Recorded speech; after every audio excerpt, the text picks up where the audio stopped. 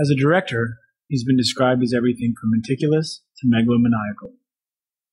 But as an artist, he's widely regarded as one of the greatest filmmakers that ever lived. I find Stanley Kubrick inspirational, not because of his art specifically, but rather for the impact his relationship with fear had on his art. Fear, initially, for most of us, cripples desire and begets hesitation, often resulting in impotence, failure, or at best, lackluster performance. But on occasion, fear and desire are able to meld, rendering something truly spectacular. This phenomenon is why the films of Stanley Kubrick are not viewed as movies, but touted as works of art. Kubrick was not only determined to make good films, but utterly horrified with the notion of making a bad one.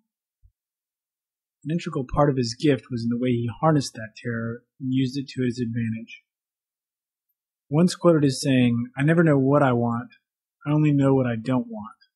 And what he didn't want, or what he feared, was anything short of extraordinary results. Kubrick's fear became his determination. A determination that pushed all parties involved well beyond their self-imposed limits. On average, a studio feature film spends 1 year in pre-production, from 90 to 120 days on principal photography or actual shooting, and from 6 months to a year in editing and post. Kubrick often spent 5+ years in pre-production and from 1 to 3 years on set. Editing and post usually mirrored shooting times. Although grueling hours, endless takes, and tales of misery were commonplace with Kubrick, talented cast and crew were always eagerly awaiting his projects. His personal demand for excellence had proved to exact greatness from others that they hadn't thought possible.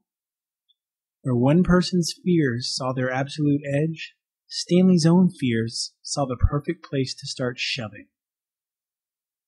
That was the goal. That's what Stanley strove for. Everything beyond fear as repressor becomes fear as a vehicle, and you can feel that at play in every detail of his films. The tension between our fears and desires are constants, to which we could easily pour vast amounts of misplaced energy and time. Although far more difficult, my attempt to incorporate fear as a component of discipline always proves more fruitful than my countless prior efforts to avoid or overcome. When fear is compromising my progress, as it often does, I look to Kubrick's work and try to find comfort in his discomfort, then refocus on my own discomfort and shove it as hard as I can.